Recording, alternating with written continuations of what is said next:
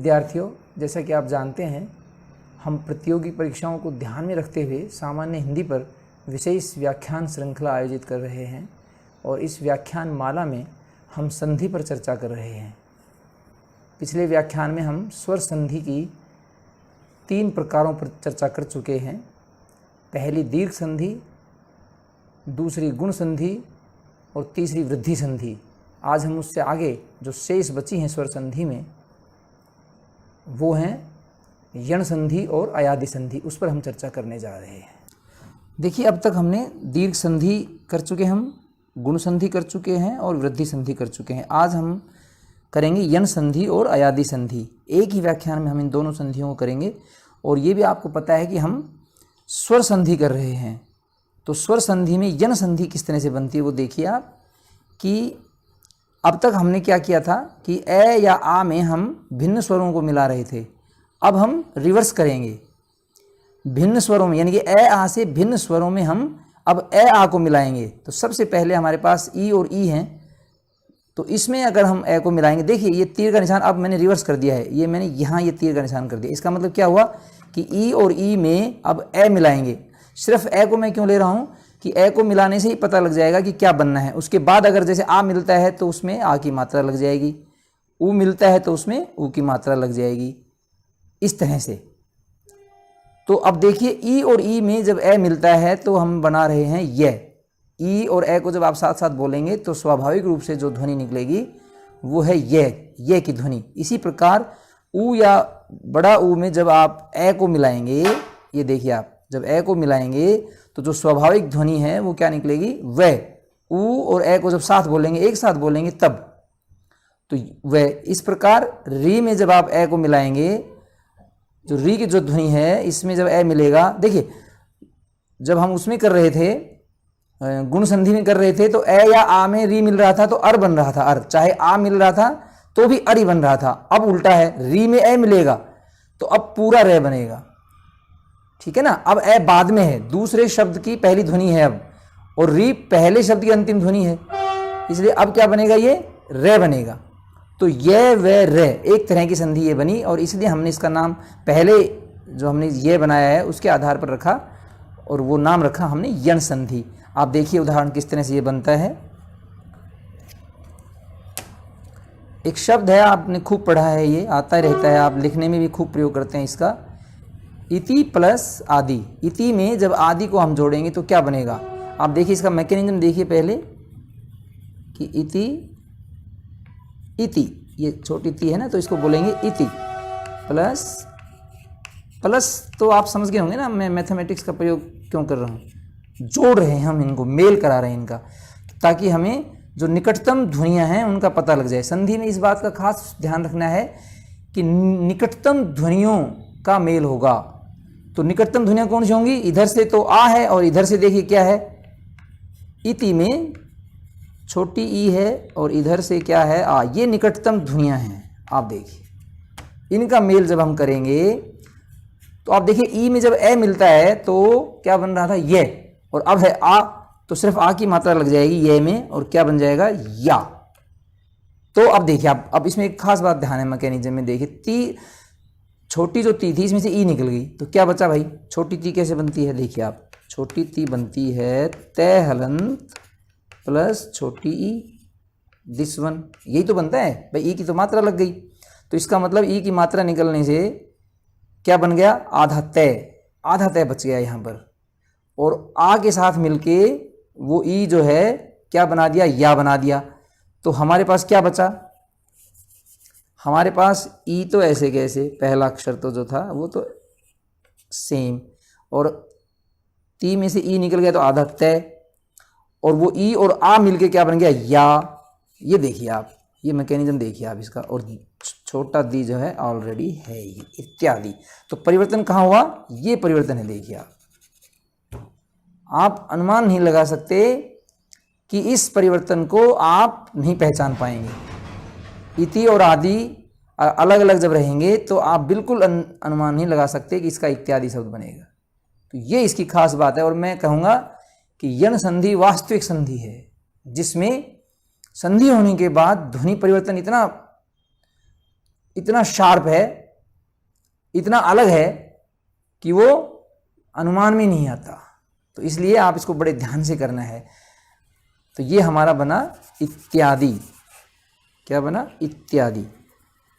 ऐसे ही आप अन्य देखिए,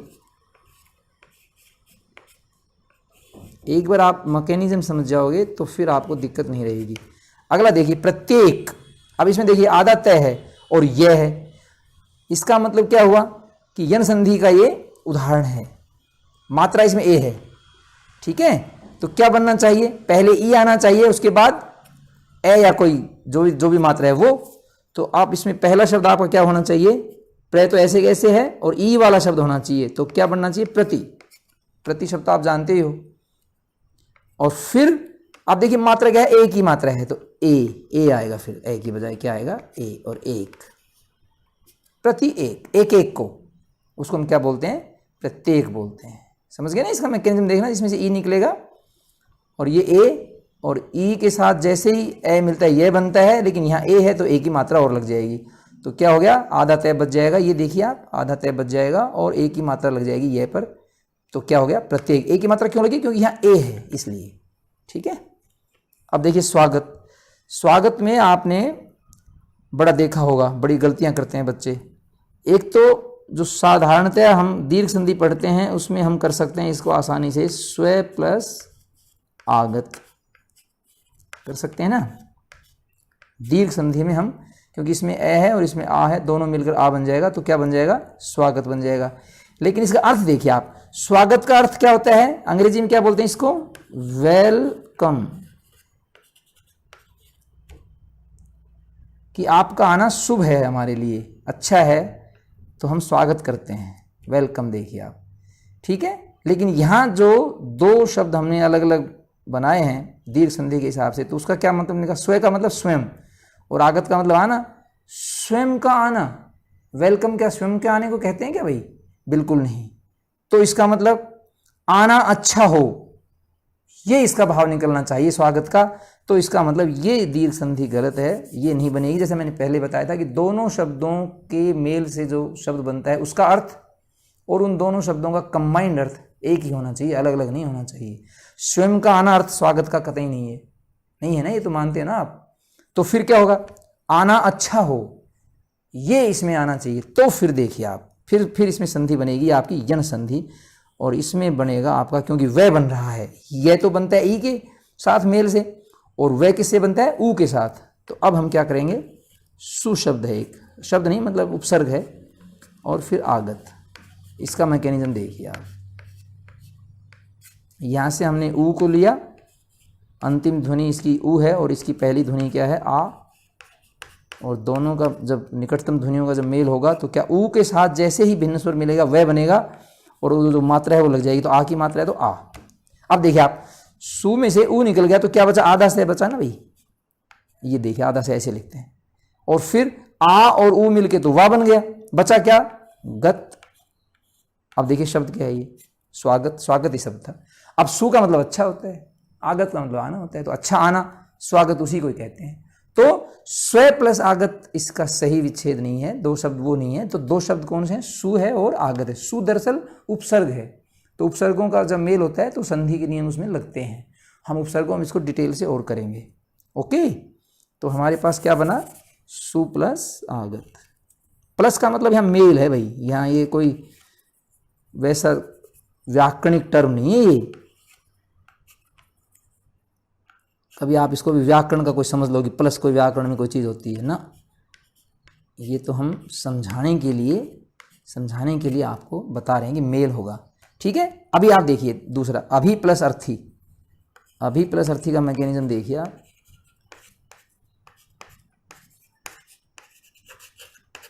अभी में से तो क्या निकला? ई, ठीक है। अंतिम जो ध्वनि है इसकी ई है, और अर्थी में ए है, तो ई के साथ ए मिल के क्या बनता है भाई? ये, ठीक है। तो भी में से ई निकल गया तो आधा भय बचा, ए और आधा भय, ई और ए मिल के ये बन गया ये, और बचा क्या? ये अंतिम ध्वनि बची। तो क्या बना? अभ्यर्थी। ध्यान दीजिए इसकी तरफ, क्या बना? अभ्यर्थी। अगर आर्थी होता, यहां अर्थी की बजाय अर्थी मतलब अर्थ समझते हो ना, के लिए, तो जो जिस हेतु किया जा रहा है वो अर्थी कहलाता है। तो अगर आर्थी होता तो क्या शब्द बनता? अभ्यार्थी बनता। लेकिन यहां शब्द क्या है? अर्थी है। ठीक है ना? किस अर्थ से आप काम कर रहे हो, अर्थ उस मतलब हेतु के लिए। तो अभी प्लस अर्थी का क्या बना? अभ्यर्थी। जबकि आप अक्सर क्या लिखते हो? प्राय क्या लिखते हो? अभ्यार्थी लिखते हो, जो कि गलत है। तो इसका अभ्यर्थी बनेगा। ओके, अभी प्लस अर्थी। अब देखिए आप, ऐसा ही एक शब्द है गत्यवरोध। इसमें फिर देखिए आधा तय है और यह है, तो इसका मतलब ई और ए इसमें मिलेंगे। तो आपको ध्यान में आ गया होगा शब्द क्या है। एक तो क्या है इसमें? गति, और दूसरा क्या है? क्योंकि सिर्फ यह है तो ई के साथ ए ही मिलेगा ना, तो अवरोध। मात्रा होती तो हम वैसा ही वर्ण लिखते। ये देखिए, गति प्लस अवरोध, गत्यवरोध। जबकि हम अक्सर क्या लिखते थे? गत्यावरोध।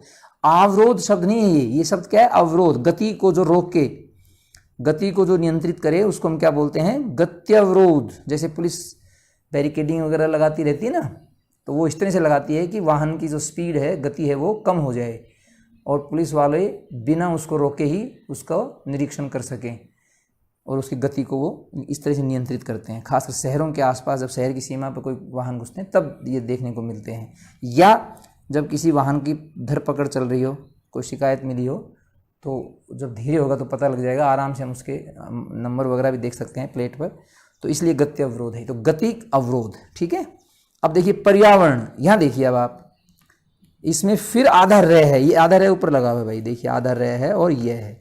ठीक है। तो पहला व्यंजन जब आधा हो और साथ में यह या वह हो तो समझ लीजिए कि वो क्या है? यण संधि है। तो यहाँ पर तो यह है तो ई आएगा। तो क्या बनाइए? क्योंकि रह है इसलिए परी, और फिर क्या है आपका? क्योंकि पर्यावरण है, या बना है, तो इसका मतलब आ बनेगा। आवरण, बाहर का आवरण को हम क्या बोलते हैं? पर्यावरण बोलते हैं। पर्यावरण की जो परिभाषा ज्योग्राफी के जो स्टूडेंट्स हैं वो समझते होंगे कि अगर आपको शब्दों की जानकारी हो जाए तो आधी समस्या दूर हो जाती है। पर्यावरण को अगर आप ये मानो कि परि और आवरण है, यानी कि हमारे चारों ओर का जो आवरण है उसको हम क्या बोलते हैं? पर्यावरण बोलते हैं। उसमें सारे सजीव निर्जीव जो भौतिक है, भौतिक वस्तुएं हैं, वो सब उसमें आ जाती हैं। भौतिक और जैविक चीज़ें आ जाती हैं। तो ये सब चीज़ें खैर ज्योग्राफी की हैं, उसमें हम नहीं पढ़ेंगे। हम तो शब्द की संरचना पर ध्यान दे रहे हैं कि तो परि प्लस आवरण, समझ गए ना। अब देखिए पित्राज्ञा। पित्राज्ञा में आप देखिए, आपको पता है कि पित्राज्ञा मतलब पिता क्या गया, तो पितृ शब्द संस्कृत का है। ये देखिए आप, पितृ प्लस आज्ञा। यण संधि में ही जब री के साथ ए मिलता है तो रे बनता है। री के साथ जब ए मिलता है तो रे बनता है। यहां आ है तो रा बनेगा। अब देखिए आप, तय में से जब री हटेगा तो आधा तय बचेगा भाई। ठीक है। और फिर क्या बनता है? रा, क्योंकि आ है। लेकिन तय में कोई भी व्यंजन हो, अगर रे के साथ उसका संयुक्त व्यंजन बनता है तो हमारे पास क्या तरीका है कि उसको हम बाएं एक तिर्यक रेखा खींचते हैं। जैसे आपने क्रय में देखा था, क्रय, आपने प्रेम में देखा था। ये देखिए आप देखिए, पे आधा है, रे पूरा है, तो संयुक्त व्यंजन है ये रे के साथ। तो ऐसे तय के साथ अब रे का संयुक्त व्यंजन बनाएंगे तो कैसे बनेगा वो मैंने आपको बता रखा है। आप त्रय बनाते हो उसको, ये तरीका है उसका बनाने का। और हाँ, ये ऐसे भी लिख सकते हैं इसको, ये ऐसे भी लिख सकते हैं। ये लिपि की कमी है कि दो तरह से हम नहीं बना सकते। ज़्यादातर लोग ये जो तरह है ना, ये प्रयोग करते हैं और उसके कारण कई बार बड़ी गफलत होती है, बड़ा भ्रम पैदा होता है। तो आप तो ऐसे बनाइए, तय में रे, जैसे औरों में बनाते हो आप ऐसे ही। तो ये क्या बना? पित्राज्ञा, पितृ प्लस आ गया। तो ये इस तरह से पित्राज्ञा बना भाई।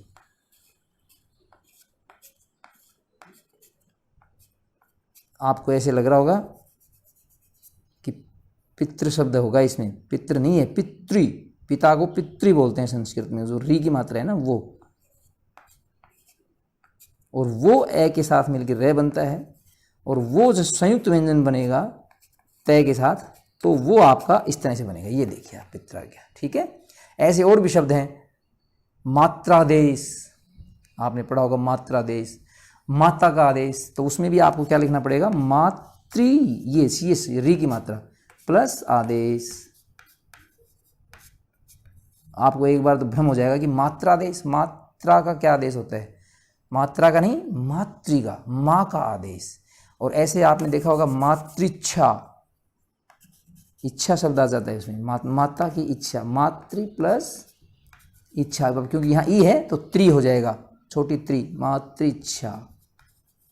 तो इस तरह से ये शब्द आपके बनते हैं, ठीक है।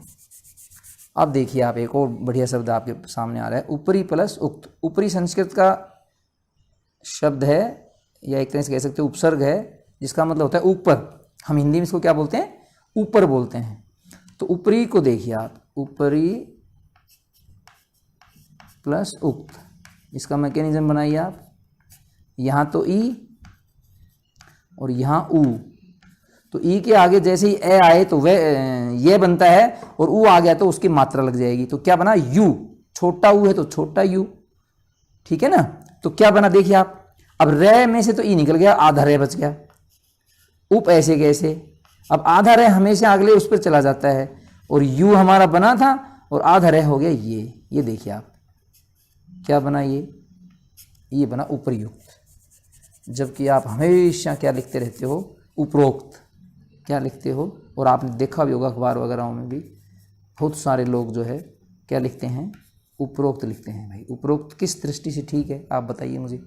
आप छोटा ऊ लिख रहे हैं, ऊपर आप लिखते हो इसको ऊपर, इसका मतलब आपने ऊपर प्लस उक्त बनाया है। ये तो ऊपर क्या होता है, हमने हिंदी में ऊपरी शब्द संस्कृत का है, और हमने हिंदी में जब इसका रूपांतरण किया है, जो हिंदी में अपनाया गया शब्द है वो है ऊपर, बड़ा ऊ, ऊपर शब्द है। अगर इसमें आप उक्त लगाते हो तो उपरोक्त बनना चाहिए ना, तो वो तो बिल्कुल गलत है। तो इसलिए उपरोक्त शब्द सही नहीं है, जबकि चलन में ये इतना ज़बरदस्त आ रहा है कि आपको उपयुक्त अजीब सा लगेगा। तो सही शब्द क्या है, उपयुक्त, ऊपर कहा गया। उक्त माने जो कहा गया है, जिसके बारे में बताया गया है ऊपर, उसको हम क्या बोलते हैं, उपयुक्त। तो उपरोक्त शब्द व्याकरण की दृष्टि से, भाषा की दृष्टि से अशुद्ध है। सही शब्द क्या है, शुद्ध शब्द क्या है, उपयुक्त। ओके, इसको बड़े ध्यान से देखना, ये शुद्ध अशुद्ध में भी आपसे कई बार पूछा जाता है। अब आ जाइए मनवंतर। अब देखिए फिर आधा न है और वह है, आधा न है और वह है। तो वह कैसे बनता है, हमेशा ऊ में जब ए मिलेगा तो इसका मतलब न के साथ ऊ की मात्रा होनी चाहिए। तो क्या बना फिर ये, मनु, मनु प्लस, अब क्योंकि सिर्फ वह ही है तो ए ही आएगा, इसमें मात्रा है नहीं तो ए, अंतर ऐसे कैसे आ जाएगा। ये देखिए आप, मनवंतर को हम क्या लिखेंगे, मनु प्लस अंतर, यानी कि दो शब्द हैं इसमें, मनु है और अंतर है।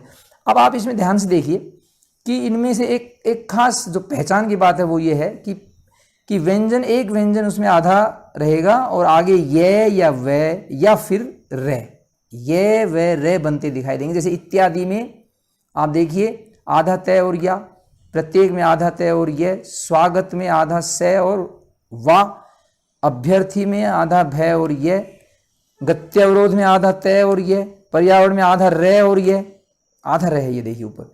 पित्राज्ञा में आधा तय और रे, पूरा रे है, क्योंकि आ की मात्रा लगी है तो आगे रा हो गया ये।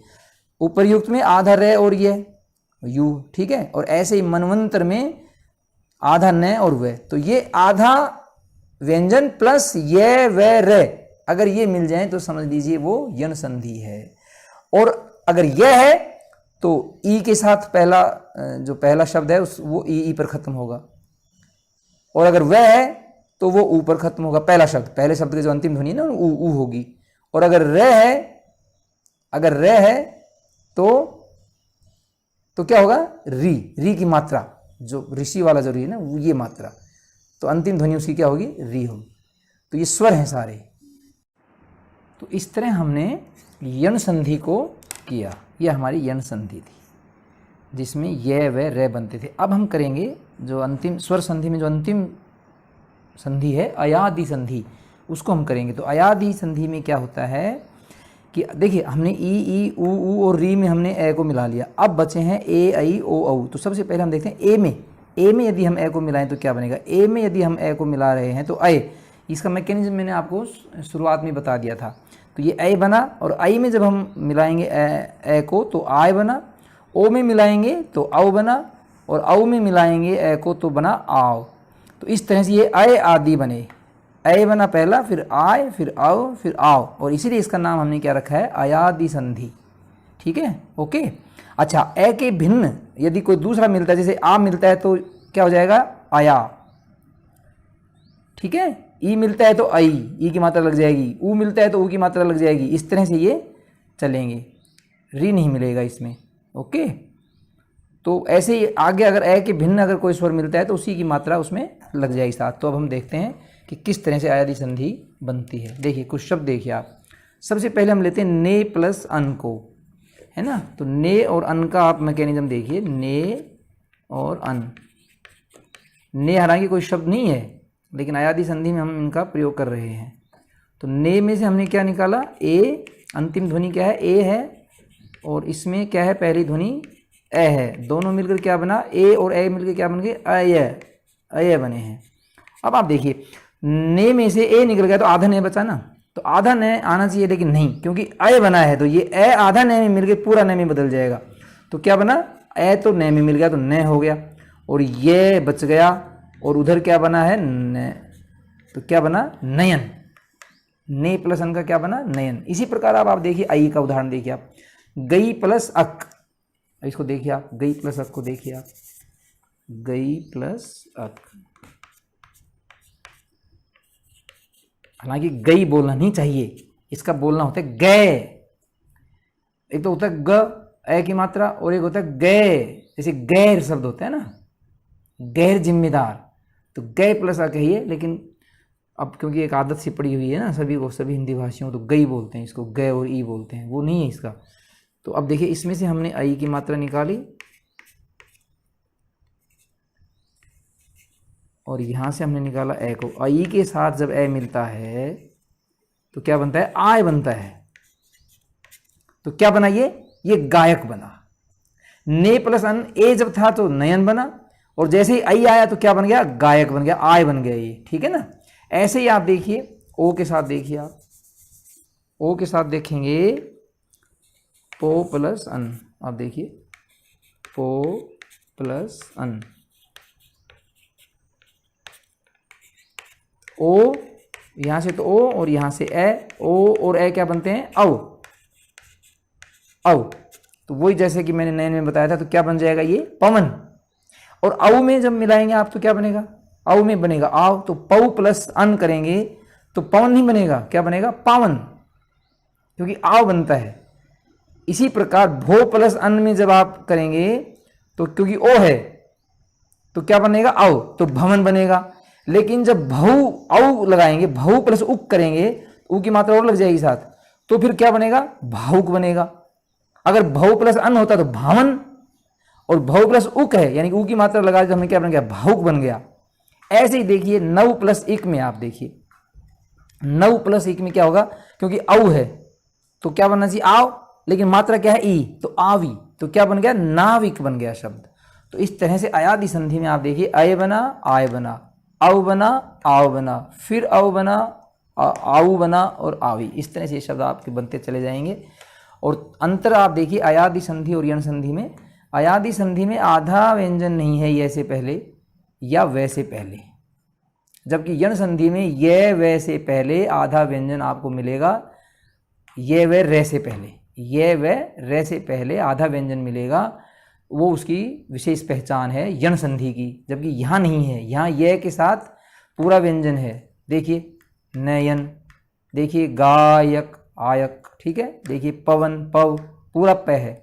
पावन में देखिए आप पाव, आव है। ऐसे भवन में देखिए पूरा भय है। ऐसे भावुक में देखिए आऊ बना है ये, तो पूरा ऐसे ही नाविक है ये। तो ये इसमें मुख्य अंतर है। तो ये हमारी अयादि संधि है।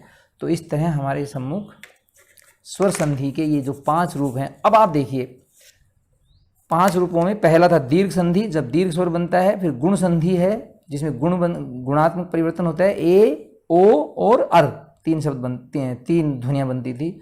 और फिर वृद्धि संधि बनती थी। वृद्धि 2 स्वर है हमारे, आई और औ, आई और औ भी बनते हैं उसमें। जैसे मतैक्य था, एकैक था, तथैव था, सदैव था, उस तरह से ये वृद्धि संधि थी। और उसी तरह महोज था, वनौषधि था, परमौषधि था, इस तरह। और फिर आता था यण संधि हमारा, ये व रे वाला, जो अभी हमने किया है।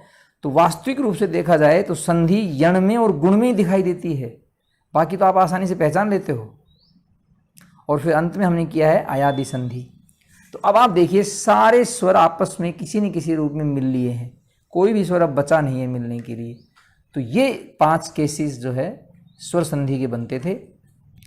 ठीक है, दीर्घ संधि, गुण संधि, वृद्धि संधि, यण संधि। नाम इतना महत्व नहीं रखता है जितना ये मैकेनिज्म जो समझने की बात थी कि किस स्वर मिलने से क्या बनता है। ठीक है, और ये संधि कैसे बनी। देखिए संस्कृत में व्याकरण के कुछ अलग सूत्र हैं, कुछ अलग नियम हैं, हमें उनमें नहीं पढ़ना है, ना ही हमारा वो उद्देश्य भी है। हिंदी व्यवहारिक भाषा है और व्यवहार से ही ये नियम जो है संस्कृत की तरफ से चले आ रहे हैं, तो हमने उसी से ये अपनाए हैं। अगर कहीं विचलन होता है, अपवाद होता है, तो वो संस्कृत की कमी नहीं है, वो हमारी अपनी व्यवहारिकता के कारण वैसा हुआ है। जैसे एक शब्द आता है स्त्रियोचित, आपने सुना होगा, स्त्रियोचित, स्त्रियों के लिए उचित। कई लोग उसका वो कहते हैं कि अपवाद है, मैं कहता हूँ कि अपवाद नहीं है ये भाई। स्त्री प्लस उचित अगर आप करेंगे तो यण संधि के हिसाब से स्त्री उचित बनना चाहिए, लेकिन ऐसा बोलते नहीं है ना हम। तो ये संधि नहीं है, दरअसल ये समास है।